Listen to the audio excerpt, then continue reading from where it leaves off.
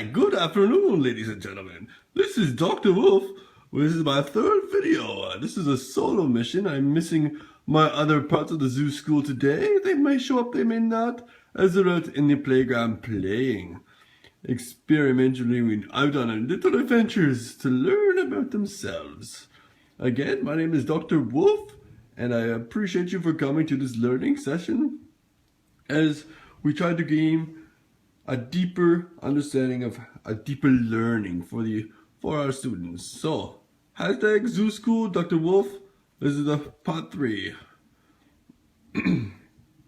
So, today we're talking about the importance of literacy in our schools. And myself being Dr. Wolf, I used to be a former physical education teacher, and big focus of that one is that in my teaching experience, when I was a student, when I was a little baby wolfie, and I was in my big, the high school, the junior high school, a lot of times our type of literacy we did for physical education was writing notes. So we would sit there on our desks and we would write notes. So you would do volleyball or basketball, stuff like that. But that was only very rare. But a lot of times in our other classes it just seemed like here's an overhead, write some notes down. Here's another overhead, write some notes down. And that was a big part of, some may say it was good, some may say it was bad. But a big part of that was like you would be writing, so you were forced to try to write and spell things correctly and neat and fast and stuff like that. But now it seems like everything's on a PowerPoint for everybody, which makes learning a bit faster. Everything's a lot faster with technology. So that's a big part of literacy today. So there was notes, and then another part of literacy was the type of reading. So just like similarly like an exercise we did in class the other day where you were reading different difficult words put together, there were different spellings, and being aware of those words. So some teachers use popcorn reading. So when we were reading, it would just kind of like be randomized sort of thing. And that's a big part of the literacy of when I was growing up. In my teaching, in my previous teaching experiences, we in physical education, we try to do things like quick writes or entrance snips, so you kind of see the temperature of the room or the knowledge that's in the room before you begin a subject. So if it was educational gymnastics, you would try to pose a question, and then everyone in the class would kind of reflect on that and kind of give a word information. So then you have a gauge of the knowledge, especially if you are like a first year teacher or coming into a school where you don't know the students as well. It's a good gauge to see what you have to work with or where you can go, or maybe even where possibilities will be endless of what you can learn and help and educate these students with, the literacy of physical education, which sometimes maybe people would call it physical literacy. So just getting that background, and whenever I performed a dance sequence, I gave them a rubric, and then from the rubric, so for example, I'll show you here.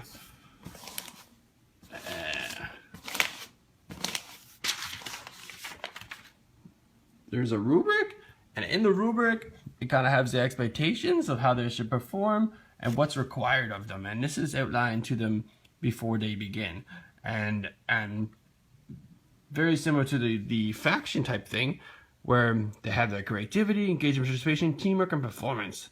And the big part about this literacy is that I kind of outline, all right, here's your Delvere telephone dance routine, and then they kind of create empirical things to make the easiest way to learn the sequence. Now, when they finish it, they have this beautiful kind of reflections questions. Now, with my experience, there's been various different types of answers to these questions. Some are brief, short, long, and they develop different types of answers. And some of them, like, that's where you really get to see the different types of literacy, in the fact that, organize my papers. So that's where you really see the literacy of different spellings. So sometimes they might be talking about, You know, at the zoo school, we have lots of bears, but bear is used differently and spelled differently in different instances. And sometimes some people might say, oh, it's fun to be in our bare feet or something like that. And they spell bear the wrong bear. So, I gotta fix my glasses here. There we go. So that is an example of some literacy things that may be challenged within them. And that's at like the junior high level. So, you know, sometimes your students might be over here in the spectrum, and then some might be over here in their knowledge. And that's how they kind of, you know, it's the variance of degree. So us as a teacher must try and, you know, go to those little type of different animals and teach different strategies to them. And we'll be going over those different strategies to assist all the people in the zoo to help them higher educated. So that is some examples of the past education. Now moving on to some course learnings. Boy, was there a boatload of learnings. It's almost like Noah's Ark all over again, and there was just two of everything, and it was so much cool, unique strategies that, you know, us as teachers will be able to utilize in the classroom. Yeah. There was exit slips, like we mentioned before.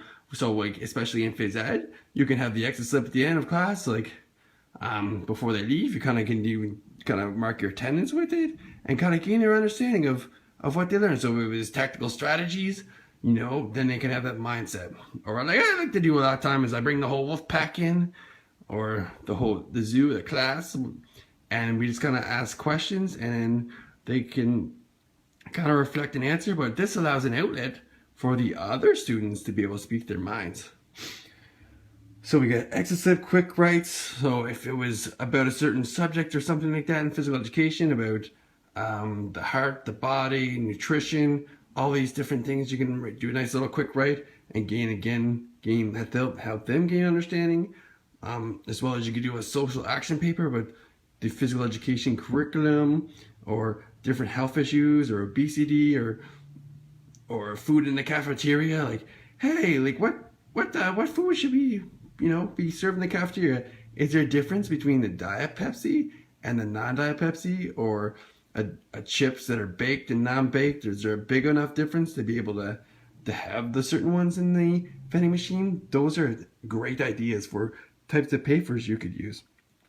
Again, we're talking about the rubrics and creating expectations. We have KWL charts, which are knowing and wanting and learning. So they'll help gaining understanding. We had the raft. We had satisfaction, or I like to call it satisfaction, which is faction. So creating again, a big part of my whole life is creating that moment for the students. So they create that moment, and then they can learn from it and have reflection and be able to recall that information by creating that moment. And I really think we'll get into faction a little bit later. So then we have written convo, so they can get in their groups and kind of, you know, write a conversation or write it back and forth to each other through write it back and forth, like with letter writing. We can also do drawing and illustrations. So different students have different feelings, and they can express themselves in different ways, and they could be all part of a process. So also including kind of like a multi-genre project, so they can have different ways of doing it. And the big part, and we'll get into this later, is kind of is with all the revising and editing stages, and how that cross-curriculars over everything, and they develop those skills. We also have the brochure, and we'll also talk about a brochure a bit later. But here's also an example of what you could do in phys ed with a brochure. Once I get it up here, perfect. So this is a brochure that you could do. So this is like Teaching Kit for Understanding, and it's got the little batting fielding thing in here. It's got exclamations of rubrics. It's got games, nice colorful things. And again, it takes trial and error to learn different things like this. And it's got this nice model as well in there. So they can also gain more understanding of what you're trying to do as a physical education teacher for what they're trying to learn as well.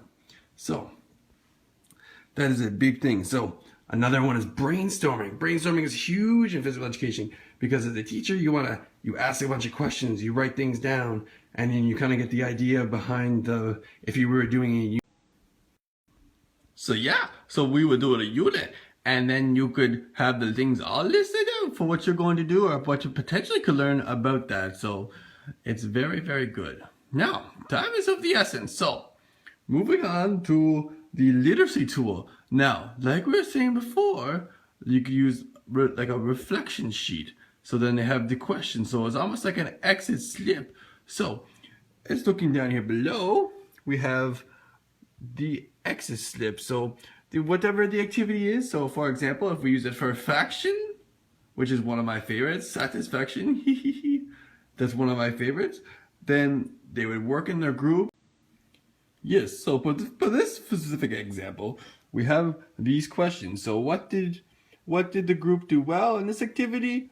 How did they utilize teamwork throughout this activity? How did your group team make a sequence? What were some of the positives you learned as a group and as yourself?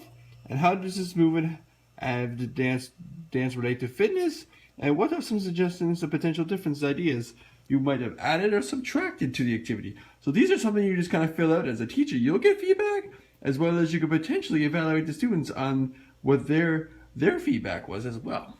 So big success. And you could also correlate that with, if you did like a faction unit, we'd have this beautiful rubric. So you could have that, and as well as you could reflect upon that as well. And again, throughout this, you're going to allow for collaboration, revising, editing, as well as sharing, and they're always going to be critical thinking and problem solving through each other while learning research techniques.